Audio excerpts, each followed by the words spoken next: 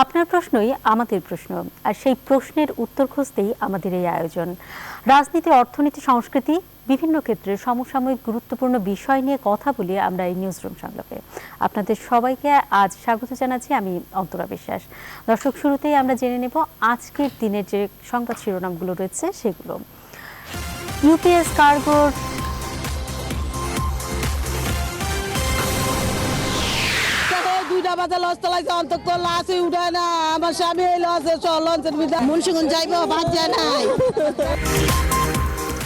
কার্গোর ধাক্কায় নারায়ণগঞ্জে লঞ্চ ডুবি 6 জনের মরদেহ উদ্ধার, এখনো নিখোঁজ অনেকে, অভিযানে নৌবাহিনী ও কোস্টগার্ড। কাল পায়রা তাপবিদ্যুৎ কেন্দ্রের উদ্বোধন করবেন প্রধানমন্ত্রী। জ্বালানিতে ভর্তুকি দেওয়ার সক্ষমতা সরকারের আছে বলছেন অর্থনীতিবিদরা। 3 মাসে র্যাবের কার্যক্রমে ইতিবাচক উন্নতি দেখছে যুক্তরাষ্ট্র। অস্ত্র বিক্রির প্রস্তাবে ইতিবাচক সাড়া চায় ওয়াশিংটন। বিশেষ কার্ডে টিসিবির পণ্য বিক্রি শুরু, বাজার স্থিতিশীল হবে আশা বাণিজ্যমন্ত্রীর। সয়াবিন তেলের দাম লিটারে কমল 8 টাকা। দেশে শ্বাসরুদ্ধকর পরিস্থিতি চলছে, দাবি ফখরুলের। বিএনপির পাশে কেউ নেই বলছেন আওয়ামী লীগ নেতারা। ইউক্রেনে ফের রাশিয়ার হাইপারসনিক হামলা, 100 ভাড়াটে সেনা হত্যার দাবি। মারিউপোলে যুদ্ধাপরাধের অভিযোগ জেলেনস্কির। এবং শেখ রাসেলের ম্যাচে বাজে রেফারিং নিয়ে দায় সারা মন্তব্য বাফুফের।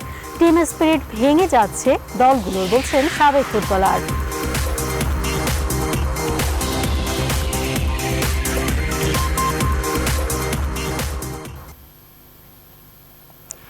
দর্শক, এই ছিল আজকের প্রধান সংবাদ শিরোনামগুলো।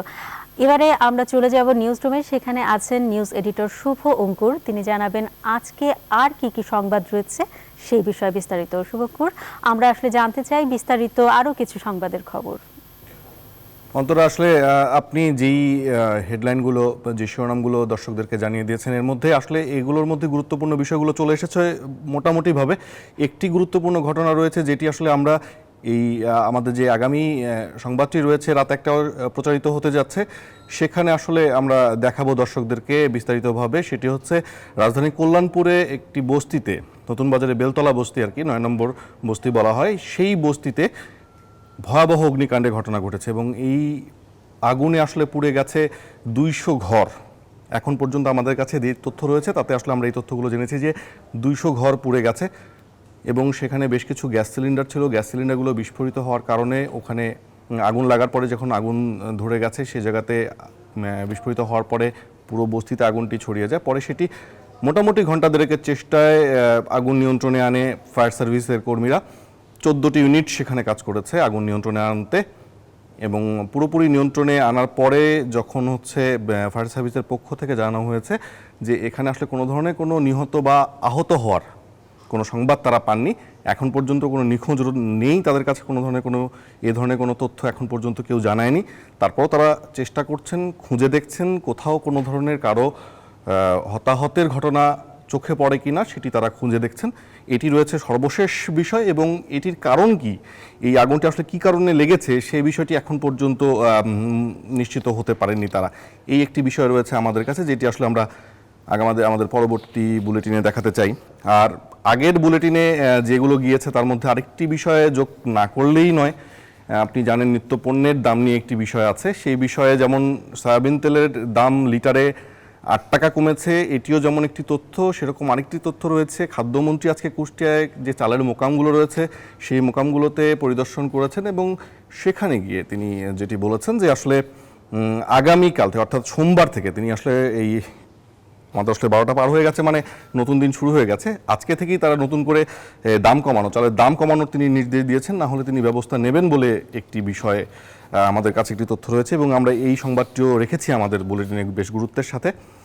আর আরেকটি বিষয় একদমই অন্যরকম একটি বিষয় যেটি আসলে বারবারই আসলে বলা হয়ে থাকে, বিভিন্ন বিশিষ্টজনরা বলে থাকেন। আজকে রাষ্ট্রপতি আব্দুল হামিদ তিনি আসলে বঙ্গবন্ধু জন্মবার্ষিকী উপলক্ষে একটি আলোচনা সভায় ভার্চুয়ালি যুক্ত হয়েছিলেন এবং সেখানে তিনি একটি কথা বলেছেন যে শুধু যে সার্টিফিকেট সর্বস্ব শিক্ষা মানুষ নিয়ে থাকে বা সেটির পেছনে ছোটে, এটি পেছনে না ছুটে আসলে শিক্ষার্থীদেরকে একজন সৃজনশীল ভালো মানুষ হতে হবে।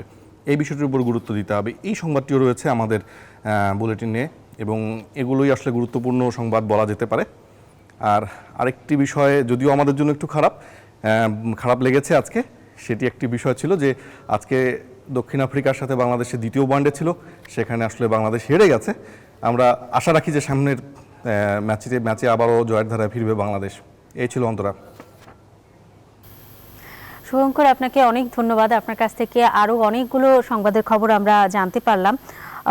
আমাদের সঙ্গে আজ রয়েছেন দুজন অতিথি, আমরা তাদের সাথে আগে পরিচিত হতে চাই। আমাদের সঙ্গে আছেন আশিস কুমার দে, সাধারণ সম্পাদক নৌ সড়ক ও রেলপথ রক্ষা জাতীয় কমিটি, এবং আমাদের সঙ্গে রয়েছেন ফারুক মেহেদী, সহকারী সম্পাদক আজকের পত্রিকা। আপনাদের দুজনকে স্বাগত জানাচ্ছি আমাদের এই আয়োজনে।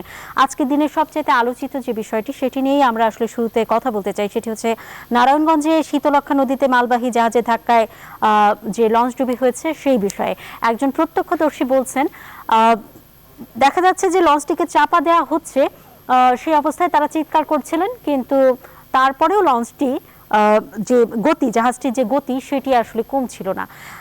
এটির আসলে কারণ কি হতে পারে? আমরা দেখতে পাচ্ছি যে ভিডিও ফুটেজ আমরা দেখতে পাচ্ছি, সেখানে বোঝাই যাচ্ছে যে জাহাজটি বেশ বড় লঞ্চটির তুলনায়। এখন সেই জায়গা থেকে কি সামনে কেউ ডুবে যাচ্ছে কিনা, ছোট কোনো লঞ্চ ডুবে যাচ্ছে কিনা, সেটা দেখা কি খুব কঠিন কিছু? মানে কি কারণে আজকের এই ঘটনাটি ঘটলো, জনাব আশিস কুমার দে? ধন্যবাদ।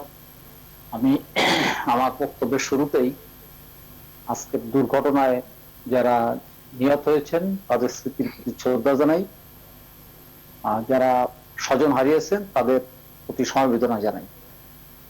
দেখেন, একটি দুর্ঘটনার পেছনে অনেকগুলো ফ্যাক্টর থাকে।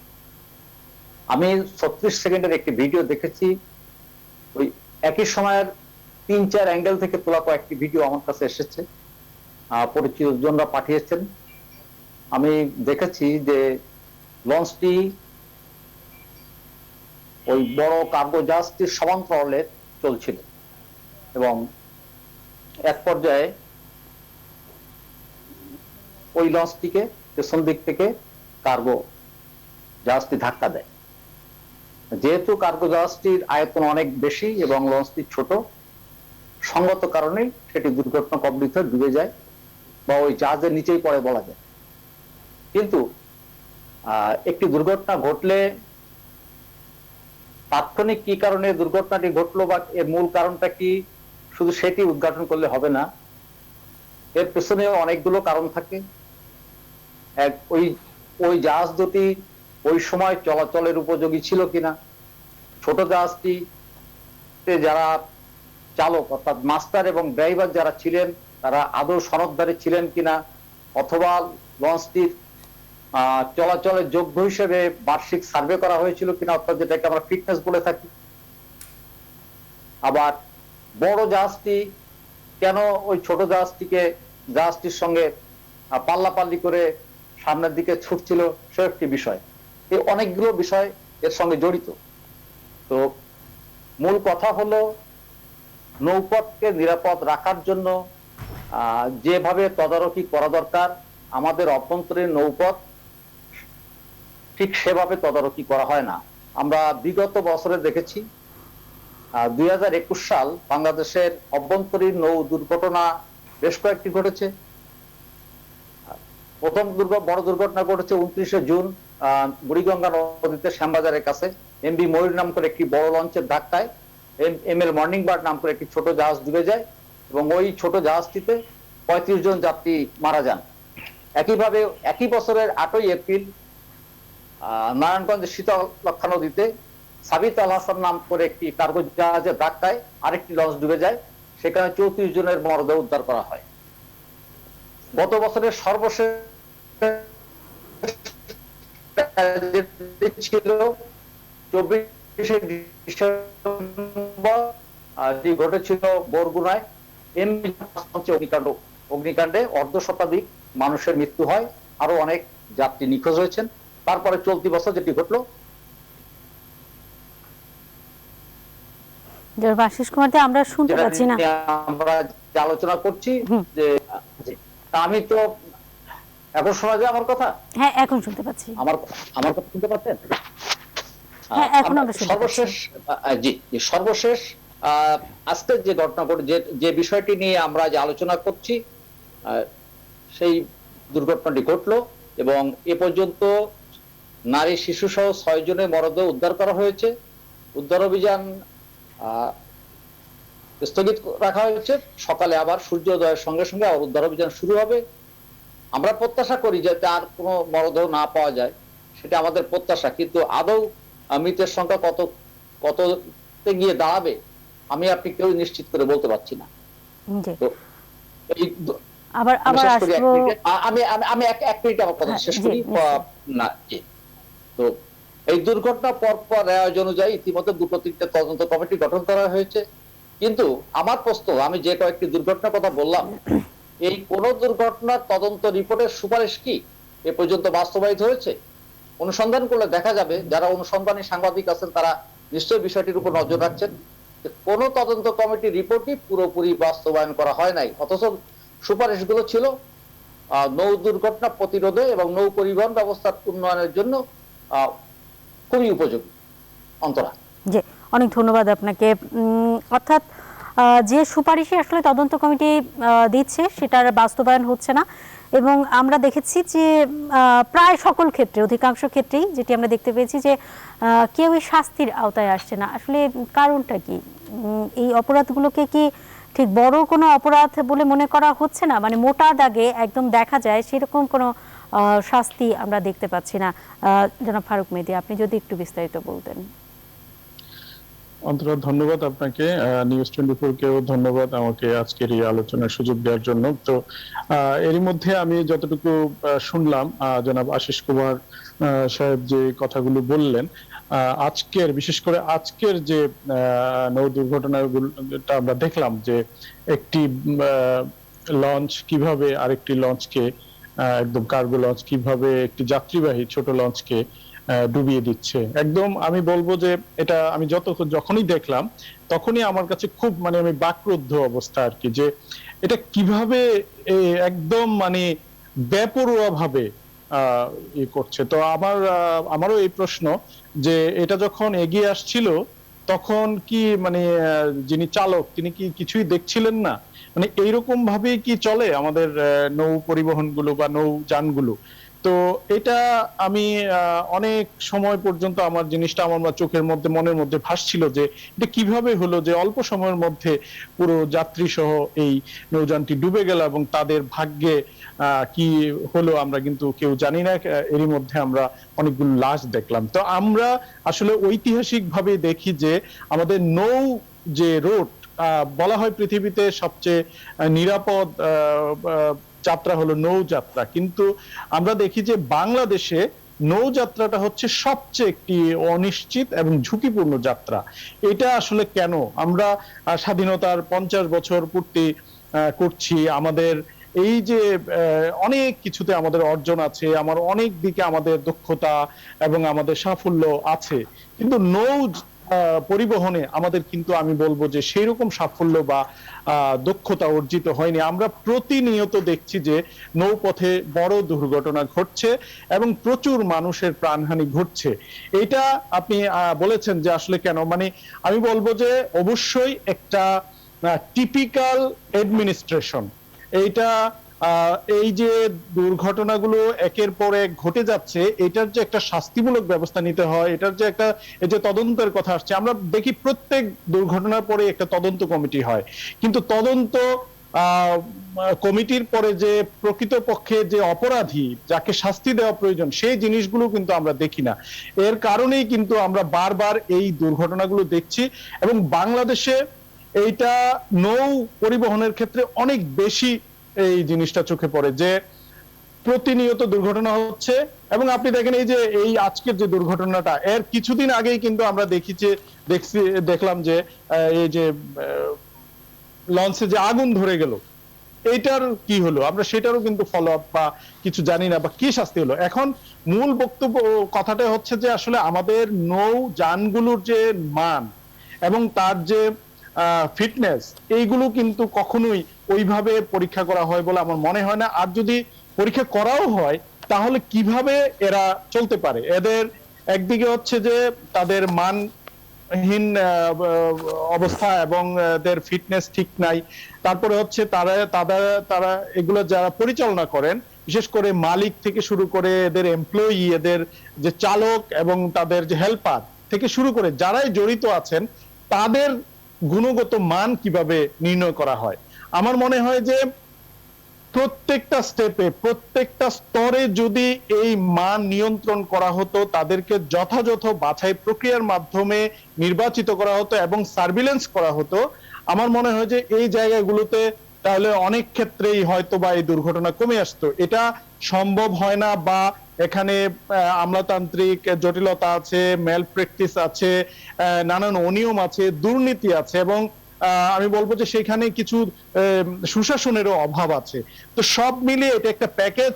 এই জায়গাটা আমরা প্রতিবারই নিশ্চয়ই এরকম আলোচনা হয়, আন্দোলন যখন আমরা দেখি যে এরকম ডুবে যাচ্ছে জাহাজ, মানুষ মারা যাচ্ছে, এই দুর্ঘটনার পরেই কিন্তু আলোচনাগুলো সামনে আসে, কিন্তু এর কয়েকদিন পরে বিষয়টি নিচে চলে যায় এবং মানুষ ভুলে যায়, এটা নিয়ে আর আলোচনা হয় না। আমি মনে করি এটার কমপ্লিট একটা অ্যাকশন প্ল্যান থাকা উচিত, এবং যারা স্টেক হোল্ডার আছে তাদেরকে সবাইকে এর একটি সার্ভিলেন্সের মধ্যে আনতে হবে, এবং যারা অথরিটি আছে, নৌ পরিবহনের নিয়ন্ত্রকের দায়িত্বে যারা আছেন বা নৌ মন্ত্রণালয় আছে, তারা আমার মনে হয় যে এই ব্যাপারে সিরিয়াস কিছু পদক্ষেপ নিতে পারেন, যাতে করে আমরা এই দুর্ঘটনাগুলো আর না দেখতে হয় এবং মানুষের, পরিবারের, অসহায় মানুষের কান্না যেন আমাদের না শুনতে হয়।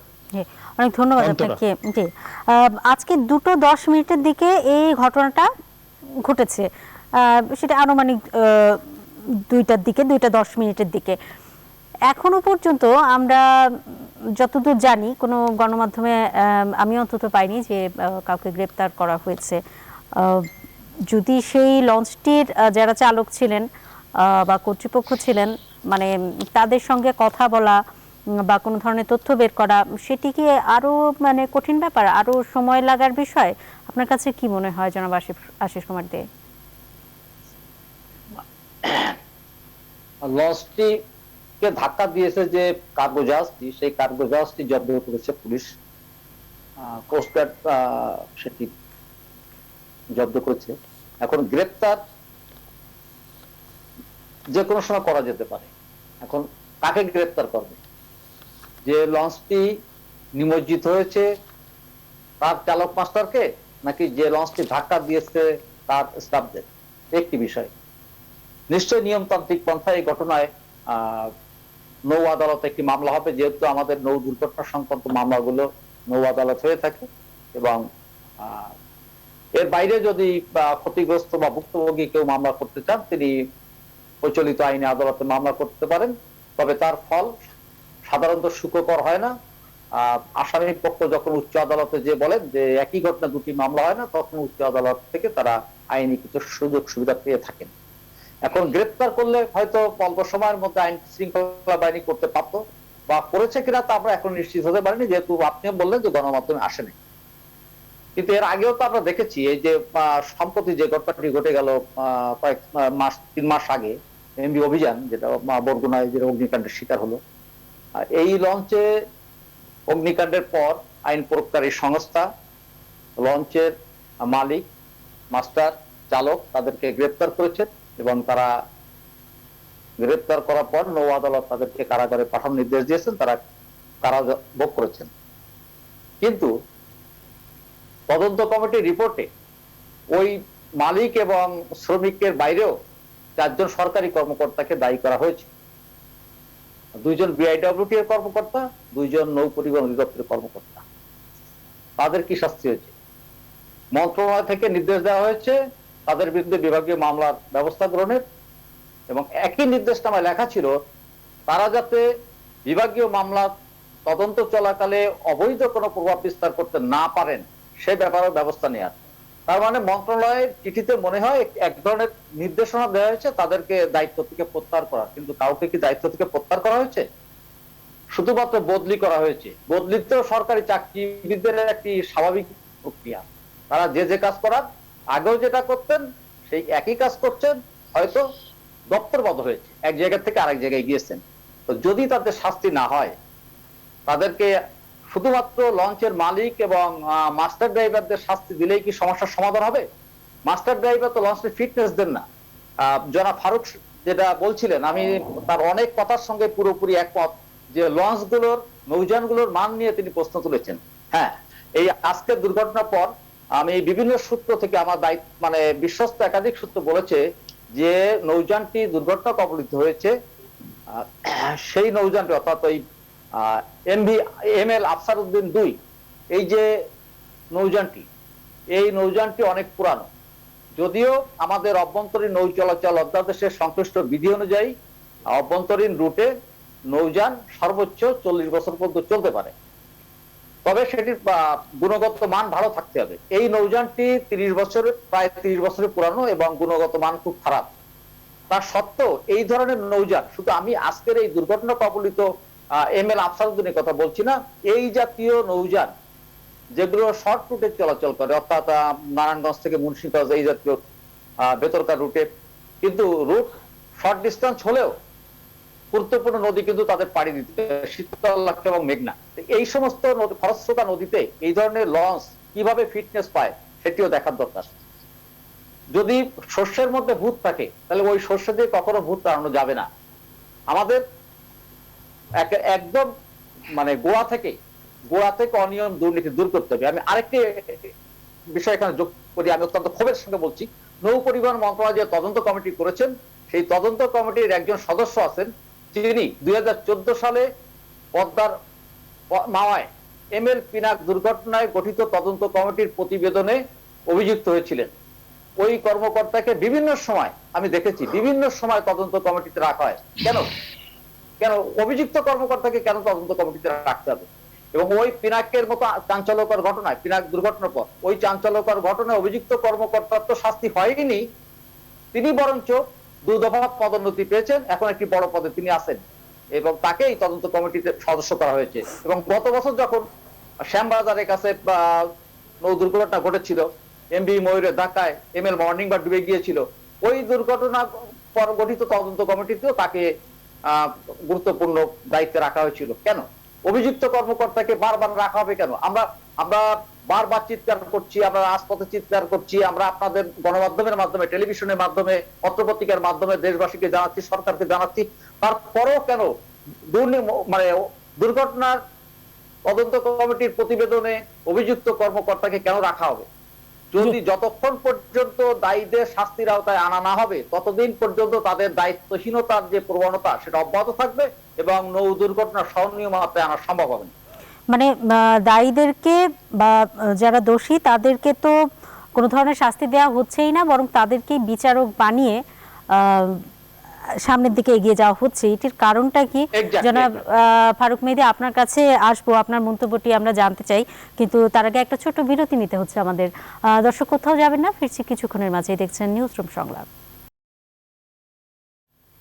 বিরতির পর আবারও স্বাগত, দেখছেন নিউজরুম সংলাপ। আমরা আজ যে বিষয়টি নিয়ে আলোচনা করছিলাম, একটি লঞ্চ ডুবে গিয়েছে মালবাহী জাহাজের ধাক্কায়, এবং যে বিষয়টির অবতারণা করেছেন জনাব আশিস কুমার দে, সেটি হচ্ছে এর আগেও যারা দোষী ছিলেন সরকারি কর্মকর্তা তাদেরকেই দেখা যাচ্ছে যে আবার তদন্তের ভার দেওয়া হচ্ছে।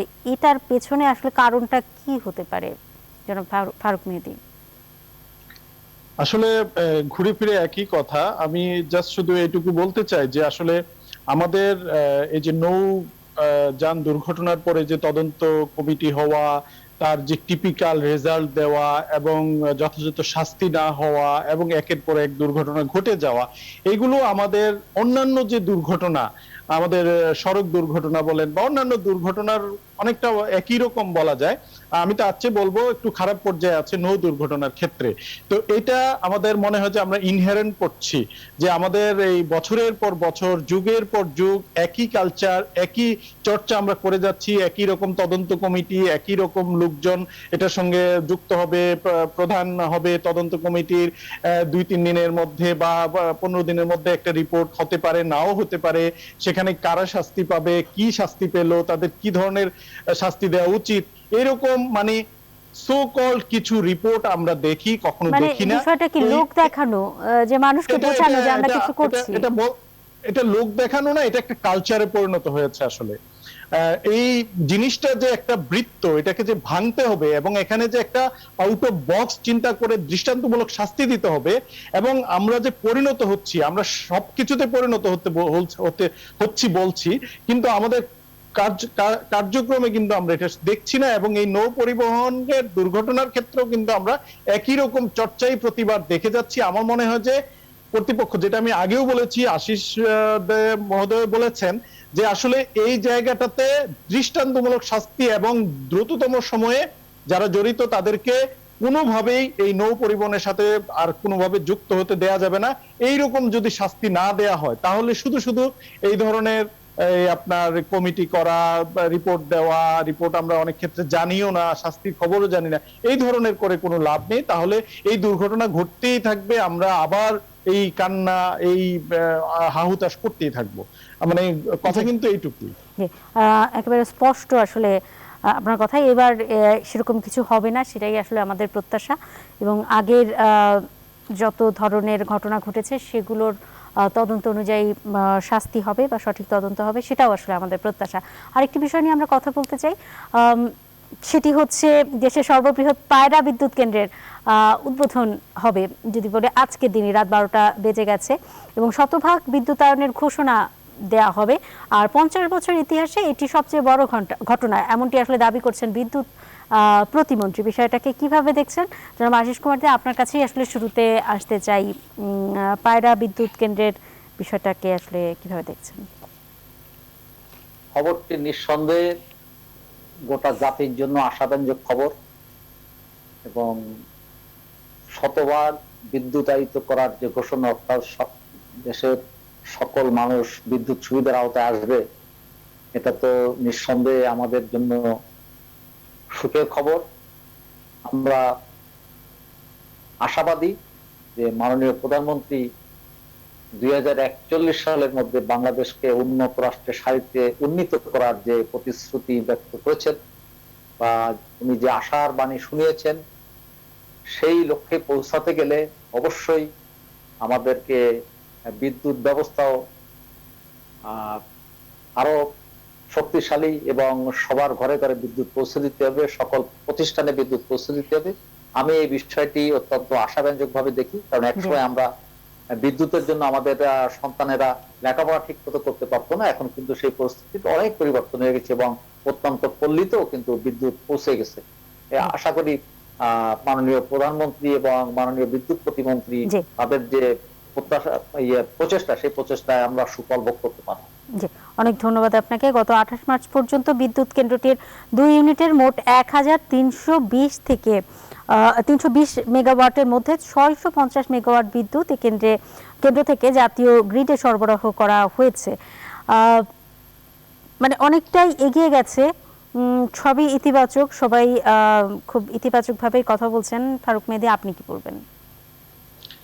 আমিও প্রথমে সরকারকে আমি অভিনন্দন জানাচ্ছি। আমাদের একটি খুবই সুন্দর সময়ের অপেক্ষায় আছি আমরা, যে বাংলাদেশ শতভাগ বিদ্যুৎ পৌঁছে দিতে পেরেছে মানুষের কাছাকাছি।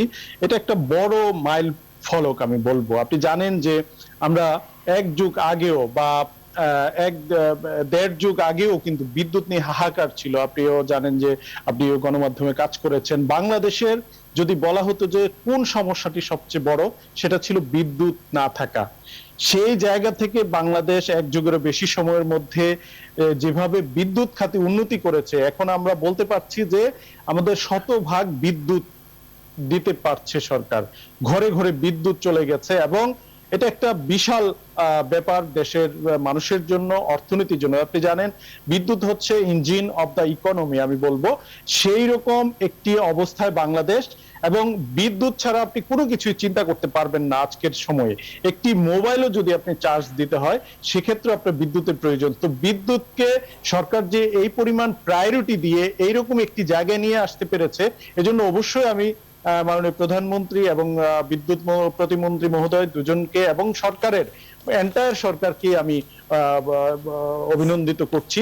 আরেকটা বিষয় হচ্ছে এই যে আমাদের একটি খুবই একটি ভালো আরেকটি ভালো খবর, সেটা হচ্ছে যে পায়রা তাপবিদ্যুৎ কেন্দ্রের যে কালকে উদ্বোধন বা আজকে উদ্বোধন হতে যাচ্ছে, এটা আরেকটা বড় ঘটনা। কারণ এখানে প্রায় 1300 মেগাওয়াটের উপরে আমরা বিদ্যুৎ পেতে যাচ্ছি। ইতিমধ্যে বিদ্যুতের একটি ইউনিট তো অনেকদিন যাবতই উৎপাদন হচ্ছে এবং আরেকটি উৎপাদনের মধ্যেই আছে। এবং উৎপাদন হলেও এটা কিন্তু মূল যে সঞ্চালন লাইন সেখানে কিন্তু এখনো আসতে পারছে না। সঞ্চালন লাইনের কারণে জানেন যে আপনি গোপালগঞ্জ পর্যন্ত 160 কিলোমিটার পায়রা বিদ্যুৎ কেন্দ্র থেকে সেখানে কিন্তু বিদ্যুতের সঞ্চালন লাইন হয়েছে, কিন্তু ঢাকায় যে আসবে আমিনবাজার পর্যন্ত সেখানে কিন্তু এখনো সঞ্চালন লাইন পুরোপুরি হয় নাই, যার ফলে জাতীয় গ্রিডে কিন্তু ওই অর্থে এখনো এটা দেয়া যাচ্ছে না এবং আরেকটু সময় এটা লাগবে। কিন্তু আসার কথা হচ্ছে যে এইরকম একটি বিদ্যুৎ কেন্দ্র বাংলাদেশ শুরু করেছে, কয়লা বিদ্যুৎ কেন্দ্র। যদিও আমরা এই সময়ে কয়লা নিয়ে অনেক উদ্বেগ আছে, অনেক উৎকণ্ঠা আছে, পরিবেশ দূষণের কথা আছে, কিন্তু আমি যতদূর জেনেছি যে পায়রা তাপবিদ্যুৎ কেন্দ্রের যে টেকনোলজি ব্যবহার করা হয়েছে সেখানে কয়লা থেকে কোনো এমিশন হওয়ার সম্ভাবনা নেই এবং কয়লাকে উন্নত প্রযুক্তির যে ব্যবহার, সেই ব্যবহারের মাধ্যমে এমিশন একদমই মিনিমাম পর্যায়ে রাখার একটা পদ্ধতি সেখানে ব্যবহার করা হয়েছে। তো এটাও একটা আশার খবর যে আমরা কয়লা ব্যবহার করব কিন্তু সেটা দূষণের মাত্রা বাড়াবে না, এটা একটা ভালো দিক। এবং একটা বিদ্যুৎ কেন্দ্র থেকে অনেক বেশি বিদ্যুৎ পাওয়ার আমাদের একটা সুযোগ তৈরি হচ্ছে। আপনি জানেন যে একদিকে আমাদের পায়রা তাপবিদ্যুৎ কেন্দ্র থেকে আমরা বিদ্যুৎ পাওয়ার একটা জায়গায় আছি, আবার আমরা পারমাণবিক বিদ্যুৎ কেন্দ্র যেটা রূপপুরে সেটাও প্রায় শেষের দিকে আছে এবং সেখান থেকে আমরা হিউজ পরিমাণ প্রায় 2500 মেগাওয়াটের মতো বিদ্যুৎ পাবো। আর সার্বিক মিলিয়ে আমাদের বিদ্যুৎ খাতে যে ডেভেলপমেন্ট হয়েছে এটা একদম ঈর্ষণীয় লেভেলে চলে গেছে। এই ডেভেলপমেন্টটা এখন সরকার বা প্রাইভেট সেক্টরের যে কোনো ডেভেলপমেন্ট প্ল্যান করার ক্ষেত্রে বা ধরেন ইনভেস্টমেন্ট প্ল্যান করার ক্ষেত্রে আমার মনে হয় না যে কোনো ধরনের কোনো পিছুটান থাকবে বা অন্য কোনো ভাবনার চিন্তা করতে হবে। এই যে বাংলাদেশ আজকে আমরা 1-1.5 দশকে বা 1.5 যুগে যেভাবে এগিয়ে যাচ্ছে এর মূল কিন্তু ইনস্ট্রুমেন্ট হলো পাওয়ার সেক্টরের যে ডেভেলপমেন্ট। এইটা পুরো গ্রোথকে, ইকোনমিকে, আপনার এমপ্লয়মেন্টকে, ইনভেস্টমেন্টকে কিন্তু এক ধাপ এগিয়ে দিয়েছে। তো আমি মনে করি যে এই আজকের দিনে দুটি বড় ঘটনা আমরা আজকে লক্ষ্য করব। একটি হচ্ছে মানুষের ঘরে ঘরে বিদ্যুৎ পৌঁছানো, এটা সরকারের কমিটমেন্ট ছিল এবং আমরা জানেন যে কমিটমেন্ট কিন্তু দেয়া হয় কিন্তু রক্ষা হয় না। কিন্তু বিদ্যুতের ক্ষেত্রে যে এটা এত অল্প সময়ে মানুষের ঘরে ঘরে বিদ্যুৎ পৌঁছানোর মতো একটি কঠিন চ্যালেঞ্জ এবং সবার প্রায়োরিটি, সেটা যে সরকার করতে পেরেছে এটা একটা বড় কাজ। আর বিদ্যুৎ সামনের দিনগুলোতে মানে আরো সাফিসিয়েন্টলি থাকবে, তবে এটাকে কিভাবে আরো মিনিমাম কস্টিং এ করা যায় এবং মানুষের এফোর্ডেবল অবস্থার মধ্যে করা যায়, সেটা হলো আমার মনে হয় যে সরকারের জন্য সবচেয়ে বড় চ্যালেঞ্জ হবে। সে বিষয়ে নিশ্চয়ই আমরা অন্য কোনো দিন আরো বিস্তারিত আলোচনা করতে পারবো, কিন্তু আজকে আরেকটি বিষয় নিয়ে আমরা একটু কথা বলতে চাই। দুটি বিষয়, একটি হচ্ছে যে নিষেধাজ্ঞার পর র্যাবের উন্নতি দেখছে যুক্তরাষ্ট্র এবং তবে তারা নিষেধাজ্ঞা প্রত্যাহারের যে বিষয়টি সেটিকে বলছে জটিল এবং কঠিন। অর্থাৎ নিষেধাজ্ঞা প্রত্যাহার কবে করবে সেটা বোঝা যাচ্ছে না, কিন্তু তারা বলছে যে 3 মাসে উন্নতি দেখেছে। আর আরেকটি যে খবর সেটি হচ্ছে ঈদের ছিনতাই ও চাঁদাবাজি বাড়ার আশঙ্কা করছে পুলিশ। এটি তারা গতকাল অর্থাৎ রোববার আসলে বলেছে রাজারবাগের বাংলাদেশ পুলিশ অডিটোরিয়ামের একটি অনুষ্ঠানে, সেখানে আসলে এই খবরটি এসেছে। এখন মানে দুটিকে যদি এক করি, জনাব ফারুক মেহেদী, আপনি কিভাবে দেখবেন যে সামনে ঈদ আসছে, ঈদের আগে ছিনতাই চাঁদাবাজি বাড়বে এবং এরই মধ্যে বেড়ে গেছে এটিও তারা বলছে, আবার আরেকদিকে দেখছি যে র্যাবের উন্নতি হয়েছে, দুটোকে এক করলে আসলে কি পায়? আচ্ছা, আমি হ্যাঁ, র্যাবের আইন শৃঙ্খলার ব্যাপার যেহেতু আছে এখানে আপনি কোরিলেট করেছেন, কিন্তু আমি একটু অন্যভাবে দেখি যে এই যে আজকে যে গতকালকে যেটা যুক্তরাষ্ট্র এবং বাংলাদেশের মধ্যে যে পররাষ্ট্র মন্ত্রণালয়ের যে বৈঠকটি হলো উচ্চ পর্যায়ের একটি বৈঠক এবং সেখানে দুই দেশেরই শীর্ষ কর্মকর্তারা বৈঠকে অংশ নিয়েছেন এবং যে বিষয়টা আলোচনায় এসেছে যে র্যাবের যে নিষেধাজ্ঞা, আমরা যেটা নিয়ে সবচেয়ে বেশি কনসার্ন যে র্যাবকে নিষেধাজ্ঞা দেওয়া হয়েছে এবং শীর্ষ কয়েকজন কর্মকর্তাকে, তো সেই নিষেধাজ্ঞার ব্যাপারে তারা বলছে যে বেশ কিছু দৃশ্যমান ডেভেলপমেন্ট হয়েছে, আবার পরিস্থিতিটাকে তারা আবার একটু ক্রিটিক্যালও বলছে। এখানে আপনি একটু মনে রাখবেন যে আসলে র্যাব বলেন বা ধরেন আইন শৃঙ্খলা বলেন বা ডিসঅ্যাপিয়ারেন্স এর কথা বলা হচ্ছে, এটা একটা আসলে আমি বলবো যে এটা একটা পলিটিক্যাল ইনস্ট্রুমেন্ট। যে আপনার সঙ্গে বার্গেন করতে হলে বা বাংলাদেশের সঙ্গে বার্গেন করতে হলে কি করতে হবে, এখানে কিছু পলিটিক্যাল এজেন্ডা সেট করা। আমি মনে করি যে এটা যতটা না আসলে আমাদের এই যে আইন শৃঙ্খলা রক্ষাকারী বাহিনীকে নিষেধাজ্ঞার মধ্যে এনে বলা যে তাদের কারণে আইন শৃঙ্খলার মানুষের যে সাধারণ নিরীহ মানুষের গুম হয়ে যাওয়া ইত্যাদি ইত্যাদি অভিযোগগুলো আছে, তার চেয়ে আপনি দেখবেন যে ইউএসএ তো কিন্তু এই ধরনের ঘটনা কিন্তু কম না। হ্যাঁ, এই ঘটনা কিন্তু সারা পৃথিবীতে মানবাধিকার লঙ্ঘন বা আরো কত কিছু আপনি যদি স্ট্যাটিস্টিক্যাল বিশ্লেষণ করেন, আপনি দেখবেন যে তার চেয়ে বেটার পজিশন কিন্তু বাংলাদেশ। কিন্তু বাংলাদেশকে এই অভিযোগ দেওয়া হয়েছে, এটা লজিক্যাল কিন্তু ওই রকম কোনো ইয়ে নেই। কারণ আপনি নিজেও গণমাধ্যমে কাজ করেন, আপনি নিজেও অনেক অ্যাসাইনমেন্ট কভার করেছেন, আপনি জানেন যে র্যাব বাংলাদেশে যে প্রেক্ষাপটে তৈরি হয়েছে এবং আজকের যে প্রেক্ষাপট, আজকে যে আমরা র্যাবকে দেখি, র্যাব কিন্তু আইন শৃঙ্খলা রক্ষায় যুগান্তকারী ভূমিকা রেখেছে, বিশেষ করে জঙ্গি দমনে। এই জঙ্গি দমন আপনি জানেন এটা আমেরিকা বলেন, ইউরোপ বলেন, তাদেরও কিন্তু একটা কনসার্ন। কারণ যদি ধর্মীয় মিলিটেন্সি বাড়তে থাকে তাহলে এটা সকল দেশের জন্যই একটা হুমকি। সেই দিক থেকে আমেরিকা কিন্তু এটা চায় যে এটা না থাকুক। তো সেই কাজটা কিন্তু র্যাব করেছে। আজকে র্যাবকে বলতেছেন তার যে প্রশংসা করার কথা যে জায়গাগুলোতে, সেগুলো কিন্তু হচ্ছে না। তো এইটা হচ্ছে যে আমার জায়গায় আমার মনে হয় যে এখানে রাজনৈতিক এজেন্ডা, আজকে ধরেন এটাকে সামনে রেখে এখন জানেন এখন ইন্টারন্যাশনাল অনেক পলিটিক্স হচ্ছে, আপনার ইউক্রেন এবং রাশিয়ান যুদ্ধ হচ্ছে, সেখানে কে কার পক্ষ অবস্থান নিবে, কাকে দলে ভেড়াবে, কি করবে, এই বিষয়গুলো কিন্তু সামনে আসবে বা আসছেও। এখন বাংলাদেশ হচ্ছে একটি শান্তিপ্রিয় দেশ এবং বাংলাদেশ কারোর সাথে শত্রুতা নয়, সবার সঙ্গে বন্ধুতা, এই হচ্ছে পররাষ্ট্র নীতি। এবং বাংলাদেশ সবাইকে নিয়ে এবং একটি সুন্দর সমৃদ্ধ উন্নত জাতি হিসেবে এগিয়ে যাওয়ার প্রচেষ্টা নিয়েছে এবং সারা বিশ্বে তা প্রশংসিত হচ্ছে। এই অবস্থান থেকে বাংলাদেশ তার অবস্থান নিয়েছে। এখানে শক্তিশালী দেশগুলো চাচ্ছে তাদের পাশে কেউ থাকুক বা তাদেরকে সমর্থন দেখ। আমার কাছে মনে হয় বাংলাদেশেরও এখানে যথেষ্ট দক্ষতা এবং পররাষ্ট্র কৌশল এবং নীতি এবং বাংলাদেশের যে অবজেক্টিভিটি, সেই বিষয়গুলো মাথায় রেখে কিন্তু কৌশল নির্ধারণ করতে হবে। এখন সামনে দেখবেন যে আরো নানান রকম হয়তো বা কথা আসতে পারে, কিন্তু এটা আমি বলবো যে এটা একটা পলিটিক্যাল। আরেকটা আপনি বলছেন যে সামনে এই যে ঈদের কারণে বা রোজার কারণে আইনশৃঙ্খলা রক্ষাকারী বাহিনী ইনভলভ হইতেই হবে। কারণ দেশে আমরা দেখি যে কোনো উৎসব পার্বণে কিন্তু আইনশৃঙ্খলার পরিস্থিতি কিছুটা অবনতি হয় এবং সেই ক্ষেত্রে র্যাব কিন্তু বা আইনশৃঙ্খলা বাহিনীকে কিন্তু আরো বেশি ভূমিকা নিতে হয়। একটি দেশে যখন পরিস্থিতি ডেটোরিয়েট করে বা সাধারণ মানুষের যখন ভোগান্তি হয়, চুরি ছিনতাই বাড়ে, স্বাভাবিকভাবে আইন শৃঙ্খলা রক্ষাকারী বাহিনীর কাজ কি? তাকে সেই জায়গাটা রোল প্লে করতে হয়। এখন বলতে পারেন যে সেখানে লফুল্লি হয় কিনা সবকিছু, সেই জায়গাটা আমার মনে হয় যে র্যাবের যে প্রশ্নগুলো আসছে সামনে, র্যাবকে আরো বেশি মানে তাকে দায়িত্বশীল অবস্থান থেকে দায়িত্ব পালন করতে হবে। সাধারণ মানুষ যেন কোনোভাবে ভোগান্তির শিকার না হয় বা নির্যাতিত না হয়, এই বিষয়গুলো নিশ্চিত করতে হবে। এখানে কমপ্লিটলি একটা আইন শৃঙ্খলা রক্ষাকারী বাহিনীর মধ্যে যেন সুশাসন বজায় থাকে, এই জিনিসটা দেখতে হবে। কারণ আপনার দেশের প্রয়োজনে এই জিনিসগুলো প্রয়োজন। তার মানে যুক্তরাষ্ট্র আসলে কি বলছে সেটা গুরুত্বপূর্ণ নয়, কিন্তু এই খবরটার দিকে যদি আমরা একটু নজর দেই, যে ছিনতাই এবং চাঁদাবাজি যে বেড়েছে, এর পেছনে কি দ্রব্যমূল্যের ঊর্ধ্বগতি কোনো কারণ, মানে পরোক্ষভাবে এখানেও কি কোনো রাজনীতি কাজ করছে কিনা?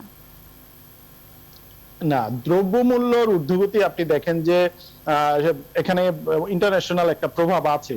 যদিও ইন্টারন্যাশনাল প্রভাব আছে, আমি বলবো যে এই মানে দ্রব্যমূল্যের ঊর্ধ্বগতির কারণে ছিনতাই চাঁদাবাজি বাড়ছে কিনা, না এক কথায় আপনি এটা বলা যাবে না। কারণ এটা কিছুটা থাকতে পারে, কারণ এখানে স্বাভাবিকভাবে মানুষের তো পারচেজিং পাওয়ার তো আঘাতপ্রাপ্ত হয়েছে। কারণ আপনি যে জিনিস আপনি 20 টাকায় কিনতেন, সেই জিনিস আপনি যদি 50 টাকা 40 টাকায় কিনতে হয়, আপনার আয় কিন্তু সেভাবে বাড়েনি। যেহেতু আয় বাড়েনি, একটি শ্রেণী যাদের সীমিত আয়, তাদের ভিতরে এই সার্ভাইভালের জন্য এক ধরনের মানে তার যে ইন্টেনশন তৈরি হতে পারে যে আনলফুলি মানে এই কাজগুলো মানে অনিয়মে জড়িয়ে যাওয়া, ছিনতাই, চুরি এগুলো হতে পারে। এই আনরেস্ট গুলো তো তখনই হয় যখন মানুষের ক্রাইসিস তৈরি হয়। সো আমি বলবো যে একদমই সম্পর্ক নাই তা না, একটা সম্পর্ক আছে।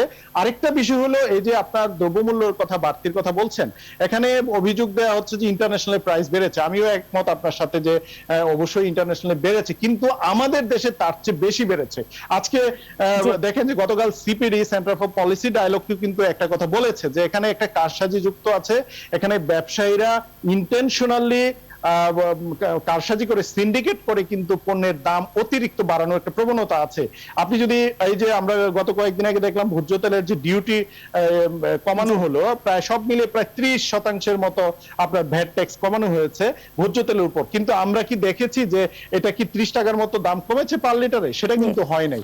সেটা উচিত ছিল যে আমরা একটু জনাব আশিস কুমার দে আছেন আমাদের সঙ্গে, আমরা একটু তার মন্তব্যটাও নিতে চাই। সেটা হচ্ছে যে এই যে ছিনতাই, চাঁদাবাজি বাড়ছে, এর পেছনে কি এই দ্রব্যমূল্যের ঊর্ধ্বগতি কোনো কারণ, আপনি কি মনে করেন?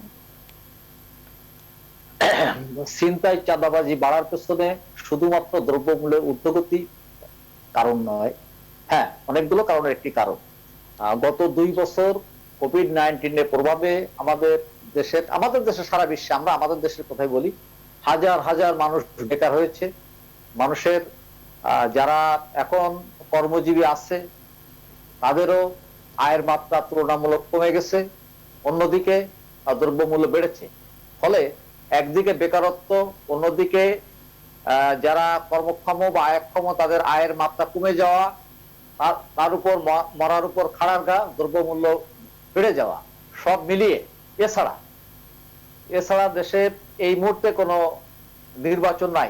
আমাদের দেশে নির্বাচন একটি উৎসব। নির্বাচনের সময়ও কিন্তু এক শ্রেণীর মানুষ বিভিন্ন দলের বা বিভিন্ন প্রার্থীর সঙ্গে একত্রিত হয়ে যান, এলাকায় চলে যান। ইউনিয়ন পরিষদ নির্বাচনের সময় শহর ছেড়ে মানুষজন গ্রামাঞ্চলে চলে যায়, সেখানে তারা প্রার্থীদের কাছ থেকে একটি চলাফেরা, হাত খরচ পাত সব মিলে কিন্তু একটি মানুষের একটা অর্থনৈতিক ফ্লো তৈরি হয়। এছাড়া গত 2 বছরে আমাদের দেশে করোনার কারণে সবচেয়ে বড় 4টি উৎসব, 2টি ঈদ, 2টি কোরবানির ঈদ এবং 2টি ঈদ উল ফিতর, এছাড়া হিন্দু সম্প্রদায়ের যে শারদীয় দুর্গোৎসব, এইসব দুর্গা উৎসবকে ঘিরে যে সমস্ত বাড়তি আয়ের পথ ছিল বা ঈদকে ঘিরে বাড়তি আয়ের পথ ছিল বিভিন্ন ধরনের ব্যবসায়ীদের, সেই পথগুলো কিন্তু রুদ্ধ ছিল এবং তাদের আয় রোজগার ছিল না। এছাড়া সীমান্ত এলাকাগুলো এখন খুব কঠোর হয়ে গেছে, চোরাচালানিও কমে গেছে। চোরাচালানি উপরও নির্ভর করে কিন্তু শত শত হাজার হাজার পরিবার বেঁচে থাকে। সব মিলিয়ে মানে আয়টা আসলে কমে গেছে এবং সেই সাথে ব্যয় মানুষের বেড়ে গেছে। নির্বাচনের বিষয়টিও এখানে গুরুত্বপূর্ণ এবং সেই সাথে করোনার বিষয়টিও আসছে। সকল কিছুই নিশ্চয়ই এই ছিনতাই এবং চাঁদাবাজি বাড়ার পেছনে দায়ী। নিশ্চয়ই অন্য কোনো দিন আমরা আরো বিস্তারিত আলোচনা করতে পারবো। আপনাদের দুজনকে অনেক ধন্যবাদ আমাদের আমন্ত্রণ গ্রহণ করবার জন্য, এবং দর্শক আপনারা যারা ছিলেন এতক্ষণ আমাদের সঙ্গে, আপনাদেরকেও ধন্যবাদ। শেষ করছি আজকের মতো। শুভরাত্রি।